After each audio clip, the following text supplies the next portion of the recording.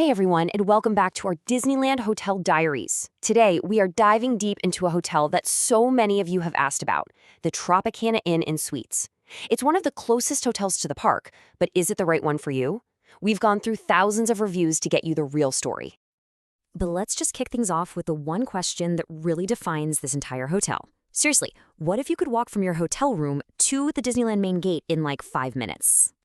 Well, that is the big promise of the Tropicana. And wow, guests completely agree. Out of more than 1,300 reviews, the location gets an almost perfect 4.9 out of 5.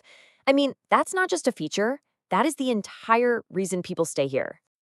Okay, so here's how we're going to break it all down today. First, we'll talk about that incredible location.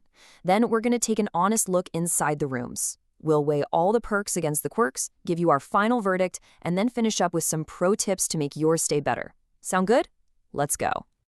All right, let's start with the main event, the location.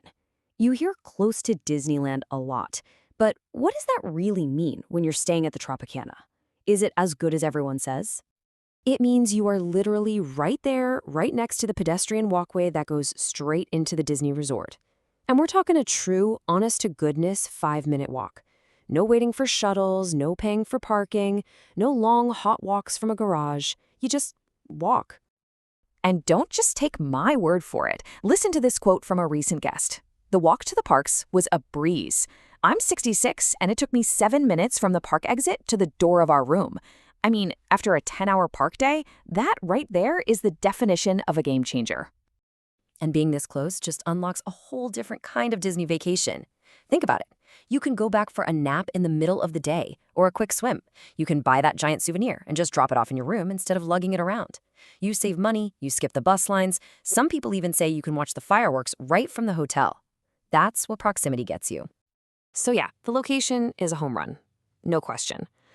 But a hotel is more than just where it is on a map, right? You actually have to sleep there. So what are the rooms themselves actually like?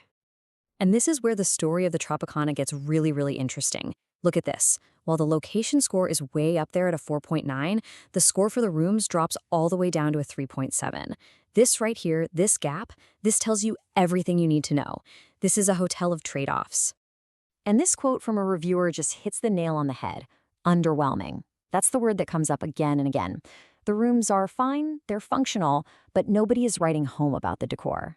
This is a no-frills, get-the-job-done kind of place. So let's get specific. You get the essentials, right? You've got your microwave, your mini fridge, Wi-Fi, a coffee maker. But the no-frills reality means you're also dealing with older features like carpeted floors, you can't stream your Netflix because there's no smart TV, you get that basic shampoo dispenser on the wall, and a big one for a lot of people, no USB outlets to charge your phone. Hey, we're about to jump into the final verdict, but if you're finding this breakdown helpful, do me a quick favor and hit that like and subscribe button. It honestly helps us so much and lets us keep making these explainers for you. Thanks. All right, now for the main event. This is where the rubber meets the road. Let's put the best things about the Tropicana right up against the biggest complaints. So, in the perks column, you've got that amazing walk, a super friendly staff that gets a lot of praise, a pool, and the fact they have kitchen suites, which is huge for families. But the quirks are pretty major. The number one complaint, by a mile, is noise from what guests call paper-thin walls. Then you have some reports of inconsistent cleaning, those very basic rooms, and the fact that it's valet parking only. And I really need to hammer this noise issue home because it's everywhere in the reviews. This one quote says it all. This person says, "I am not a light sleeper, and I was woken up multiple times." When someone who isn't a light sleeper is getting woken up, you know it's loud.